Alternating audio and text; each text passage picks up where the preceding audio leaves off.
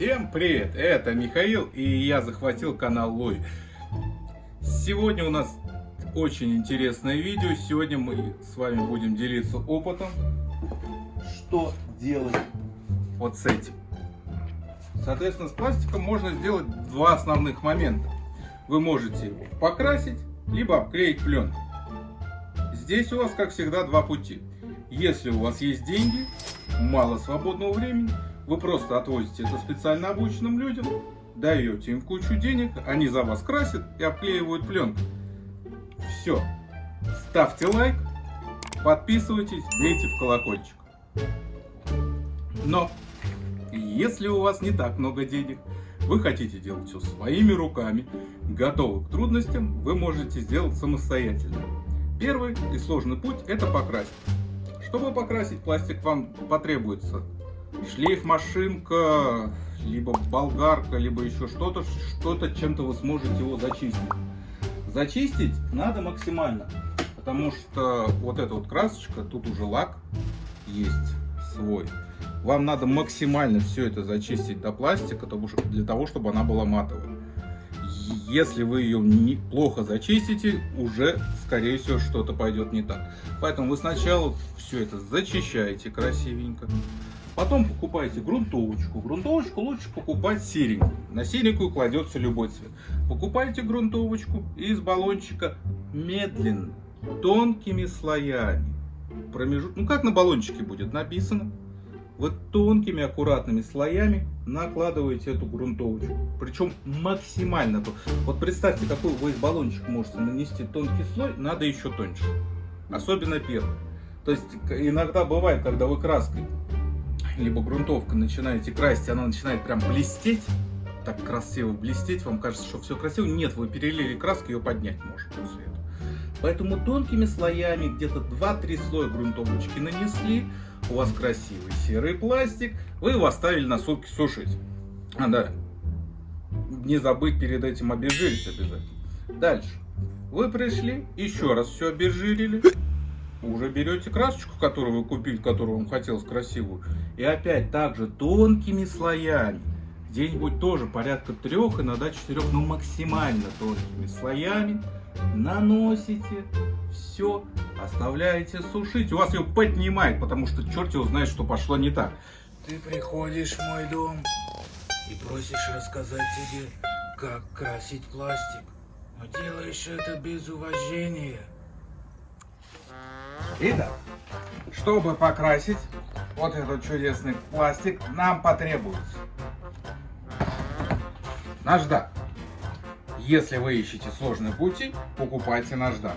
На самом деле лучше болгарку с наждачным кругом. Но у нас тут болгарки нет, поэтому наждак. Обезжириватель. Совершенно неизвестного производителя. Пахнет он очень хорошо. Вот. Если у вас нет обезжиривателя, как говорил один из продавец в магазине красок, можно водкой. Иисусья тряпка. Вот это, я не знаю, мне сказали, что это чудо-тряпка, все ей берут, чтобы именно ей обезжиривать. Я ей тоже обезжириваю, мне нравится. Грунтовка и краска. У нас грунтовки сегодня нет, поэтому здесь только краска. Вам надо все зачистить. Вы берете год. И вот такими движениями просто возьмите болгарку, пожалуйста. У вас нет, пройдите по гаражам, у соседа возьмите болгарку на 5 минут. Вам дадут болгарку с наждаком. Главное, чтобы максимально заматировать, снять верхний слой лака и краски. Вам надо снять лак и краску. Вручную вы это нормально не сможете. Допустим, вы все заматировали. Вы берете обезжириватель. Берете вот так на тряпку. И красиво все обезжириваете. Главное, двери открытыми держите. Делайте это на открытом воздухе. В закрытых непроветриваемых помещениях. Берем грунтовочку. Читаем инструкцию. Трясти 3 минуты. Ну и...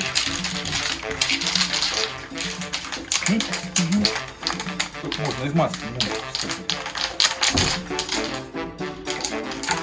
Первый раз. И вот так вот стоите 3 минуты. Можно вот так стоять. Но не нужно. Потрясли, потрясли. Начинаете наносить. На чем бы аккуратно... Разумеется, мы не хотим ничего портить. Поэтому берем пленочку. Берем пленочку. И я вам сейчас на какой-нибудь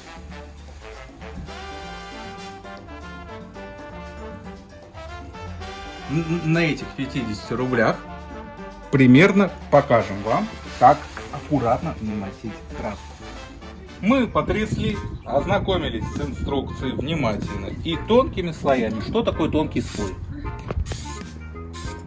Вот это тонкий слой. Первый слой у вас должен быть такой. Все. Нанесли первый слой, отошли. Засекаем 3 минуты. Пока идут 3 минуты, мы можем трясти. А что не надо делать? Потом второй слой, третий. Что может пойти не так уже на этом этапе? Вы можете сделать вот так. Вот видите, у вас красочка вот так вот блестеть красиво будет. А вот сейчас смотрите, видите, что с ней происходит? Она уже морщится. Ее поднимает. Из-за того, что слой здоровый, толстый, жирный, краску или грунтовку начнет поднимать. Поэтому аккуратно, тонкими слоями. Соответственно, 3 слоя грунтовки, потом сутки это сушите, потом еще где-то 3-4 слоя уже краски. Опять сутки сушите и красиво лак в один послой. И вы покрасили пластик. Но проще что? Клеить. Итак, а для того, чтобы клеить пластик, нам понадобится наш знакомый друг обезжириватель. Если вы его не пейте, даже не...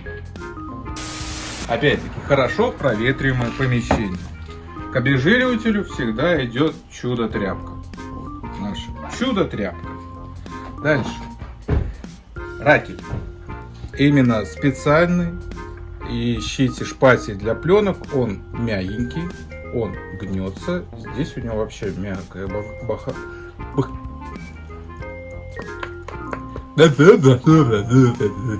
Мягкая штука, понимаете? Вот, это мягенькая штука. Это очень важно. Если у вас вот этой штуки не будет, у вас в лучшем случае получится вот так. Соответственно, вот это чудо мы будем переклеить. Опять-таки, если нож желательно острый, плюс-минус. Ну и, естественно, сама пленочка. И второй, самый главный составляющий, без которого вы сложные грани не поклеите никогда. Строительный фен! Итак, о чем я и говорил. Вот вы поклеили. Самая первая эта деталь, которую я обклеил, вам немножко не нравится. Вы берете, во-первых, таких хвостов поставить не надо. Вы берете простым движением руки просто. Оп. Оп. Можно все снимать. Потом аккуратненько проходитесь обезжириватель и заново клеите. А как клеите? Вы это увидите. Но попозже. Это что там снимаешь? Что там Ты туда снимай. Про сумочку я не расскажу. Сумочка по ссылочкам в описании. Сначала прикладываем. Опять-таки, в чем плюс пленки? Если у вас что-то пошло не так, прошло какое-то замятие, пока вы клеили, есть несколько раз его можно исправить. У вас есть примерно, зависит от пленки, насколько она дает себя выровнять, но небольшой запас. Поэтому как это делается? Вы сначала наложили, а потом начинаете равнять. Наложили, подкипятили, аккуратно горячую. Пошли, пошли, пошли. Вот такими движениями. Вы берете, выровняете, выводите все складочки, пузырики. Если пузырики вас сильно смущают, их можно переклеить на этом же месте также. То есть пленочку подняли на себя, прокипятили и пошли дальше. И вот так вот, такими бесхитростными движениями вы берете и аккуратно все обклеиваете. Обклеиваете. А что из этого получается, вы скоро увидите. Когда кончился заряд на суперсока. Ну что ж, а спустя некоторое время, некоторые нервы и такую-то матерь, мы почти полностью обклеили это чудесное устройство. Итак,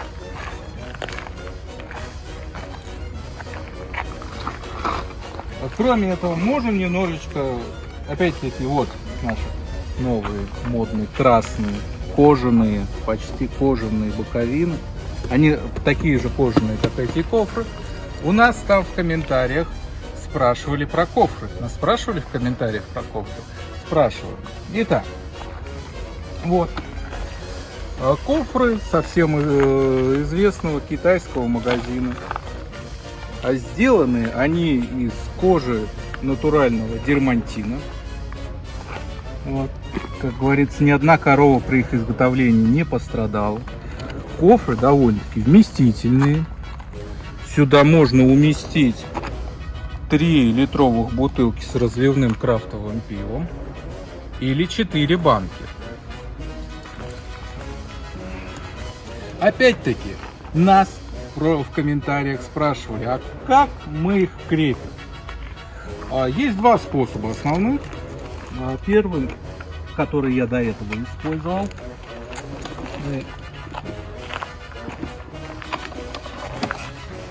Открываем. Их можно здесь протянуть. У них два таких хвоста, вот шнурочек. Но если вы их протянете под сидушкой, у вас будут некоторые проблемы с закрытием этой сидушки. Надо будет применять определенную силу, направленную перпендикулярно плоскости самой сидушки. Но можно открутить пластик, который под сидушкой, и пропустить ухо кофра между трубой и пластик. В этом случае их можно дополнительно связать друг с другом, но это не обязательно, потому что пластик надежно прикручен, кофры надежно зажаты пластиком. Еще наши заграничные друзья спрашивали и рекомендовали, почему мы пользуемся такой хилой подножкой родной. Наш ответ: потому что на тот момент первого видео еще к нам не пришла из чудесного китайского магазина удобная подножка. Она выглядит немного надежнее, у нее больше площадь соприкосновения, и поэтому она лучше. Ну что ж, дорогие ютубо-зрителя, особенно ты, Санек, вот я вижу, ты опять вот посмотрел и даже лайк не поставил. Ай-яй-яй, Саш. Саш, не расстраивай меня, Саш. Вот сейчас я закончу, пошел, поставил лайк, сделал кнопку подписаться серой и на колокольчик еще нажал, чтобы не пропустить следующие видео. Ты меня понял? Итак, так что спасибо вам большое. Что надо сделать после просмотра видео, вы уже поняли. Саша уже побежал все это сделать. Всего хорошего.